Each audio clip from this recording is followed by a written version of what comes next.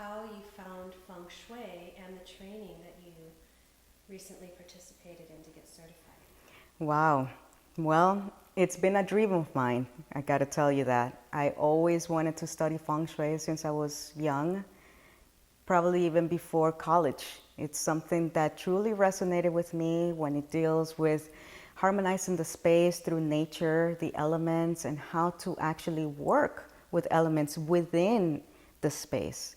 As a little bit about myself, I'm an artist, visual artist, and graphic designer. So I came to find out about Feng Shui through the interior design and architectural realm, through that industry. And that always fascinated me. I mean, I actually went to school for architecture for one semester back in college.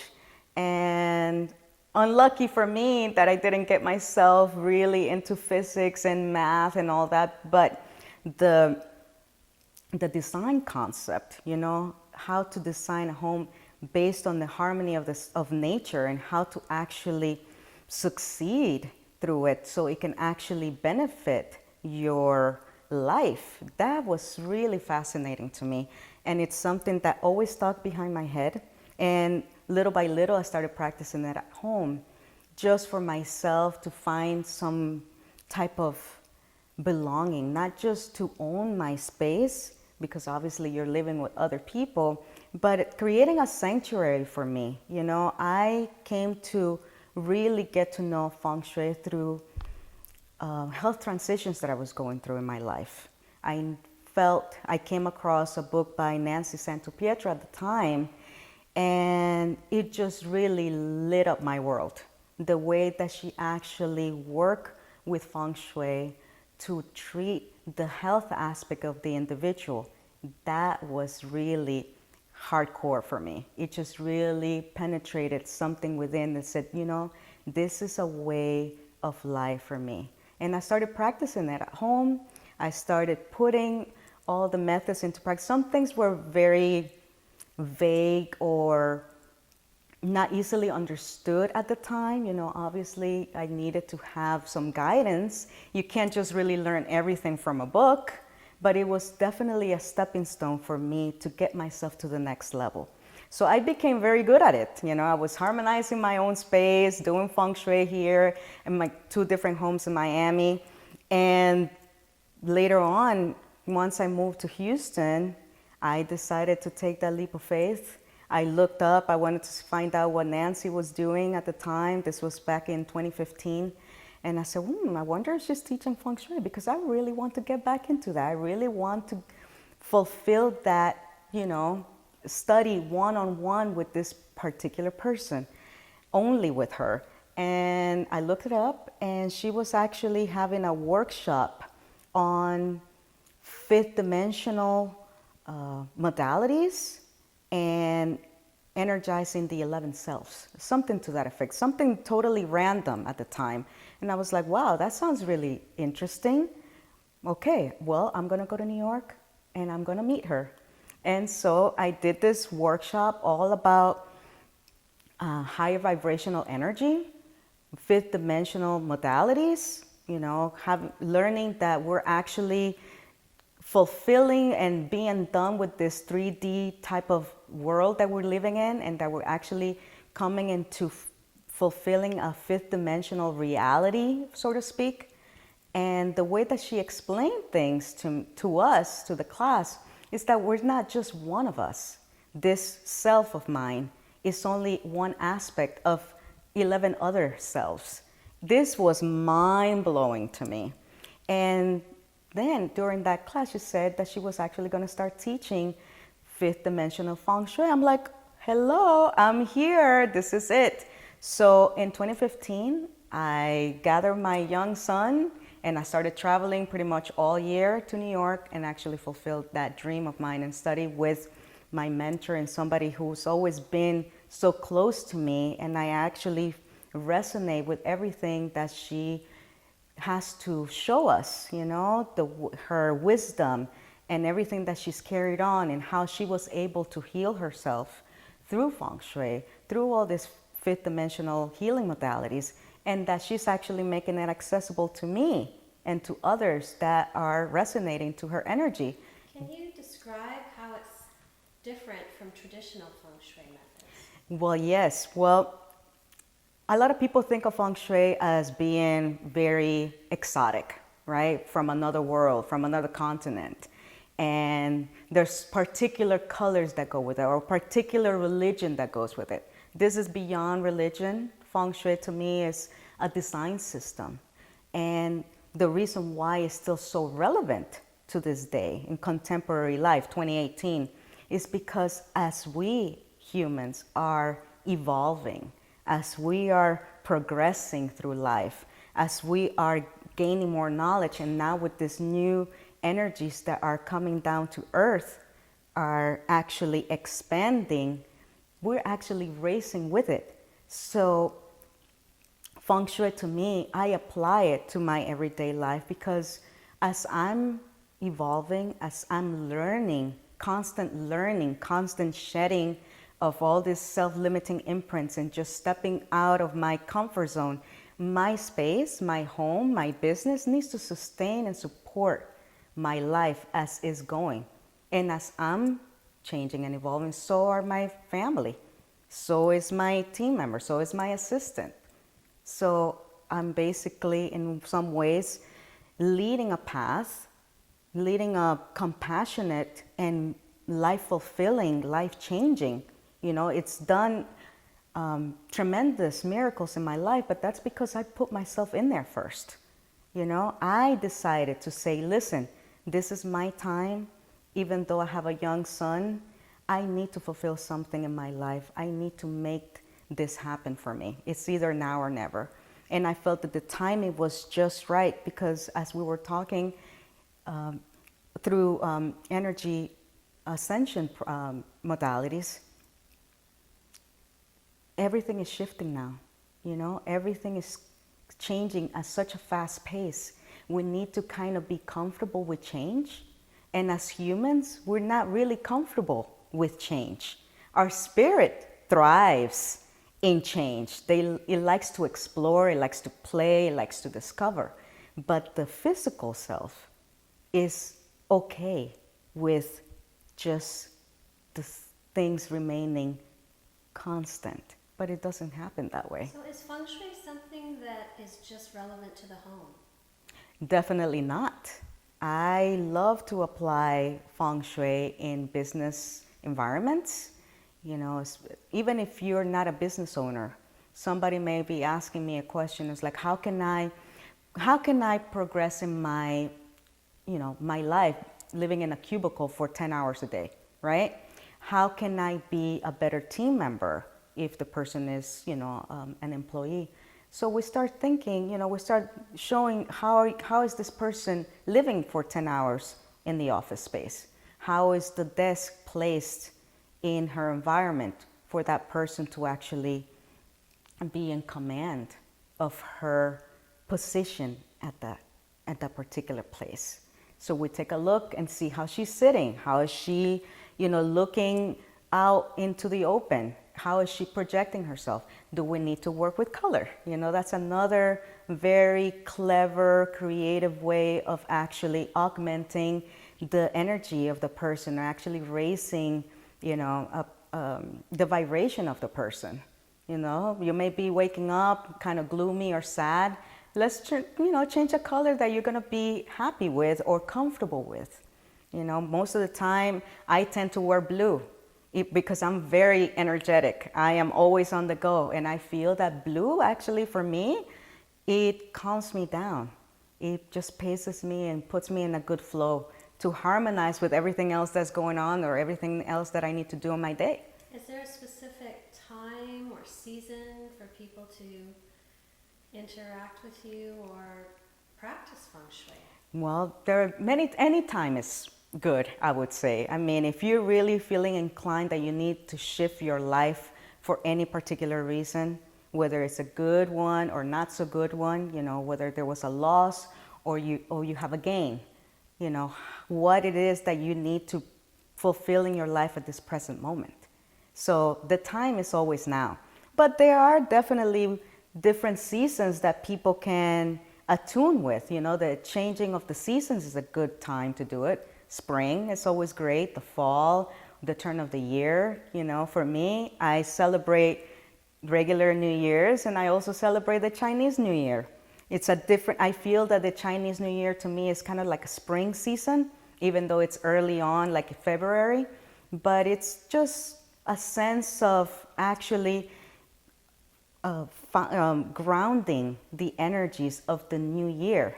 Because back in, you know, December 31st or January, everything is party time, or, you know, you're really in tune with your family and being social, just putting a lot of your energy out when it's time to do the actual sacred or, you know, Chinese New Year celebrations. Or it's actually a me time for me. It's actually me adjusting my energy in my space for the new year energies.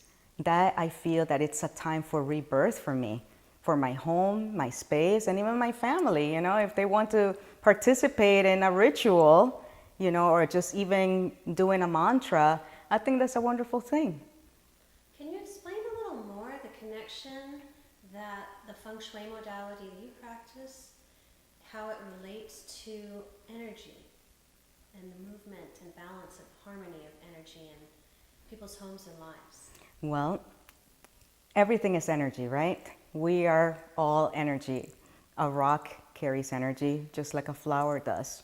And so when we connect to that innate gift that we are energy beings, that everything around us is creating a space, and it's not just me fulfilling this particular time, we're actually elevating the rest of our home, community, country as we wish. So I kind of forgot where we were going with this. We were talking about how energy relates to the Feng Shui modality and the balance and harmony that it can bring and why it's important.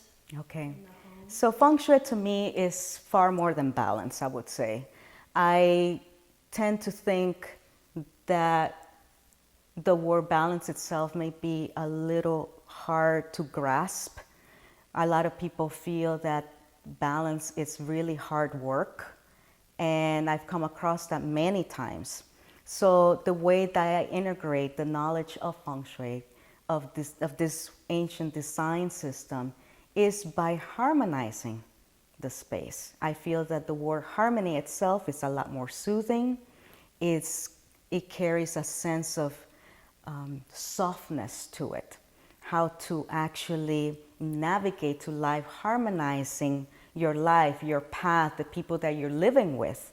You know, so for example, me as a homeowner and having a family, when I'm harmonizing my space, myself, I'm doing it also for my children or for my husband, but honoring their space within there too. Okay, I cannot just balance out the environment to soothe my needs. I have to be intuitive enough, sensitive enough to their energy and how they are going to be able to be supported in this ever-changing life that I'm bringing into my own environment. Mm-hmm. So Feng Shui carries, you know, it's able to fulfill whatever life transition you're going through, anywhere you go, you know, whether it's health or business. It's just a way of navigating, you know, getting yourself ready for the next step and having that support that is going to get you to the next level.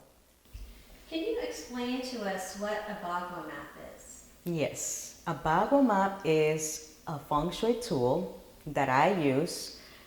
It's not really particularly used in every single type of Feng Shui philosophy. There are many different schools of Feng Shui, but in the one that I practice, which is the Black Set Tibetan Tantric Buddhist realm or branch of Feng Shui, we use it, and it's actually based on a trigram that is divided into 9 sectors, and each sector corresponds to an area of your life. So 9, it's a very important number in Feng Shui. It's actually a very auspicious number. So when we work with 9, it's a number for transformation and completion. So everything that we do in my practice revolves around the multiples of 9. So the Bagua map corresponds to different areas of your space, whether it's home or an office or even a desk. It taps into a particular sector that corresponds to your life. For example, we have abundance or wealth. We have another one for health or vitality. We have fame or recognition. We have love, partnerships. There's also creativity and travel, benefactors. There's also the career aspect of mission in life. There's wisdom and knowledge, and there's family. So we take a look at every single area of your life, whether, for example, you come to me and ask me, how can Feng Shui work for me? I really am moving out and I really would like to have my new place Feng Shui for the new life that I'm going to live.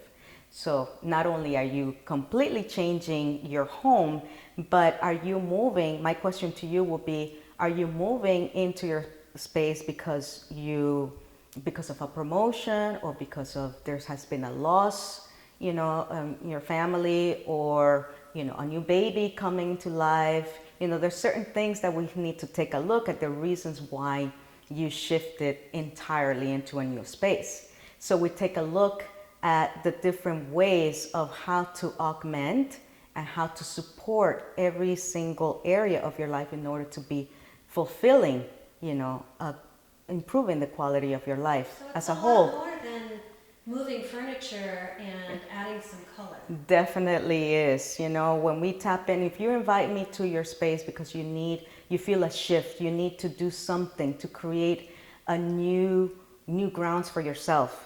When you invite me into your space, I am totally honored to provide this for you. And it's a sacred time.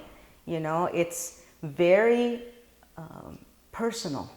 The things that come out of one word or one pencil drawing, and what you're sharing with me, the challenges that you're going through. It gets very personal. It gets it's very profound. And so whether you're sharing with me a whole life experience or just 5 minutes of a particular experience, I can tap into that. I can see what's happening because I'm feeling you. I'm feeling your energy. I'm feeling and see where you are, working not just with the Feng Shui, but also working with the chakra energy system, aligning the person to where they are and having the environment sustain the ever-changing challenges or changes that person is going through. That I'm able to do. So if someone wants to get started with a consultation or do some work with you, what's the best way for them to get started? Well, the best way is, look me up on my website, Zenotica.com. I'm pretty much on all social platforms, and I'm always open for a conversation. I am a very personable individual. I like to get to know people. I connect with people through the heart. I'm very sensitive to that. I am actually an empath that's, coming to terms with that definition. It's like, where am I and why am I actually tapping into this? Why is this so fluid for me as a consultant, as a harmonizer of energies, as a catalyst for change? Why is this so fluid for me? I feel like it's almost effortless when I tap into a person, when they're calling me for something that they wish to change in their lives. So the best way, reach me out, email me, call me. I'm always open to hear your story. Do you recommend working with crystals in your Feng Shui practice? Most definitely. For example, I am working with the chakra energy system, and I use that in order to support the changes that we're going to be doing in the space, not just by shifting furniture around or making color adjustments and putting some specific lighting or mirrors or cures and adjustments, like we call them, in order to harmonize and augment certain areas of your life. But the crystals actually fulfill a couple of things. One, to augment a particular area that you want to create in your life. Let's say you would like to get a new degree or have a baby, for example, you know, or you're looking for love. There's a particular crystal that we can incorporate and place it in a particular area of your home, probably the bedroom, because that's where everything comes into play. But at the same time, crystals are also wonderful when there's a particular area missing in your space. So it's kind of making up for that missing area that we need to bring in together. So the crystals, to me, are the silent little helpers, you know, that are always constantly there. And I highly recommend that if you have a piece, to actually give it some love, bring it out to the sunlight, bring it out to the moonlight if there's a new moon cycle or a full moon cycle, and just re-energize it and say thank you to that piece, because it's doing a lot of beautiful work for you on your behalf. Is there anything else you'd like to say before we close our segment here today? Well, I want to say that I'm very grateful for being on this path as an energy shifter, as a harmonizer of spaces. I feel that this is far more than just a life mission of mine. I feel that I've come to this life now as a part of an elevating force that's going to bring us all together in this very chaotic times that we're living in. So the more I am aligning and being true to who I am, you know, just being my authentic self, empowering myself, you know, every single day could bring something else that is gonna dawn on us and make us feel a little sad about what's going on out there in the world. But if I practice on me, if I make myself the reason for being, then I feel like I'm making a big change, and I'm able to offer the rest to my community. Well, thank you for sharing everything today. It's been a pleasure speaking to you and an honor to be a part of this process with you, Patsy. Thank you, Wendy. Hi, I'm Patsy Balacchi. I'm a Feng Shui consultant specializing in Bach Flower Therapy, Marconic Energy Healing, Aromatherapy, and crystals. I like to say that I love to harmonize your space from the inside out.